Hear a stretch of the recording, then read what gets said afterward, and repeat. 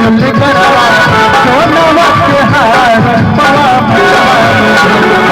सूरतिया मनवा की बाड़ी मैया से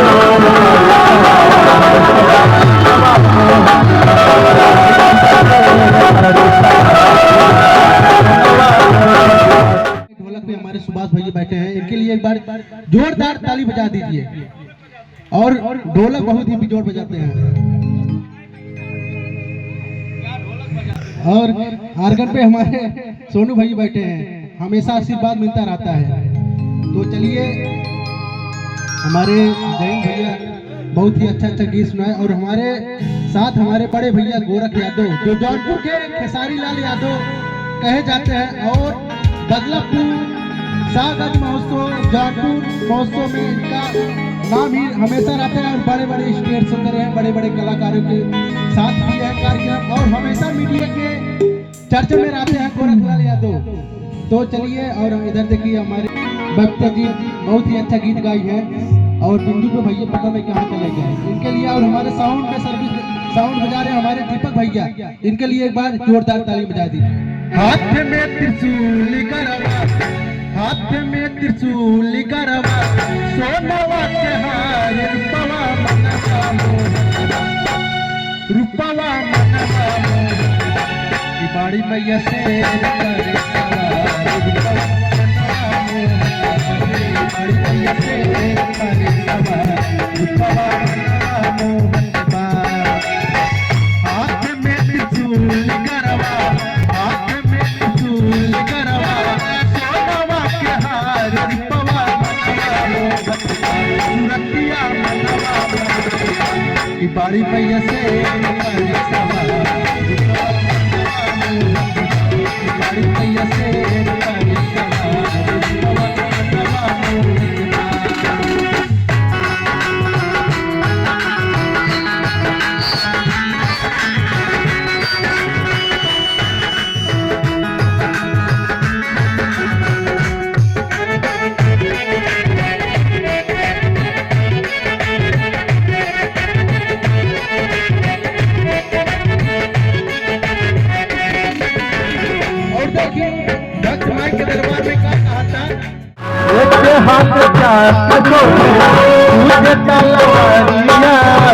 भगतन के भीड़ जुटल छोड़ा जाए सोने के मुकुटवा सोने के मुकुटवा माई के कपार रूपवा मनवा। भैया हो, अब देखिए भक्त जाके माई के दरबार में क्या कहा था कि सोने के मुकुटवा माई के कपार रूपवा सूरतिया मनवा मोहक भैया की बाड़ी मैया से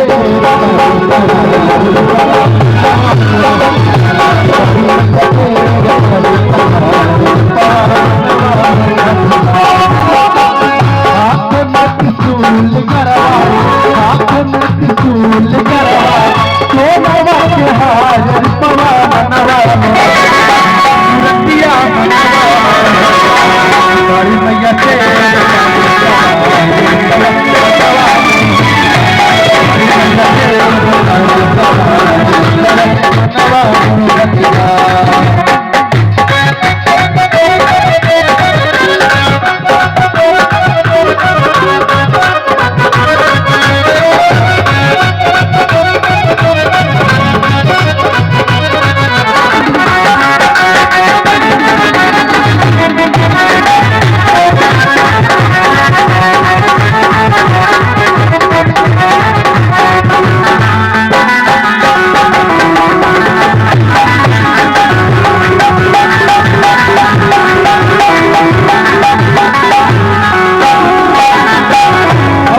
माई के दरबार में जाके का कहा कैसे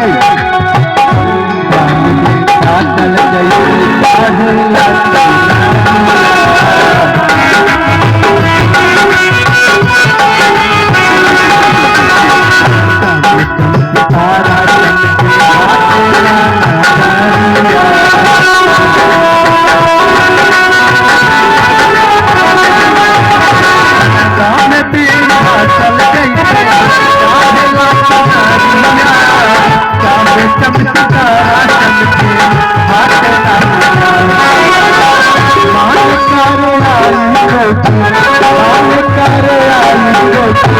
भाई दरबार पवा भैया एक बार दोनों हाथ उठा के ताली बजा दीजिए, जितने लोग बैठे हैं सभी लोग, और जयकारा के साथ बोलिए सच्चे दरबार की। मन करे आई रोज, मन करे आई रोज, गाई बार बार पवा सुरतिया मनवा बारी संगते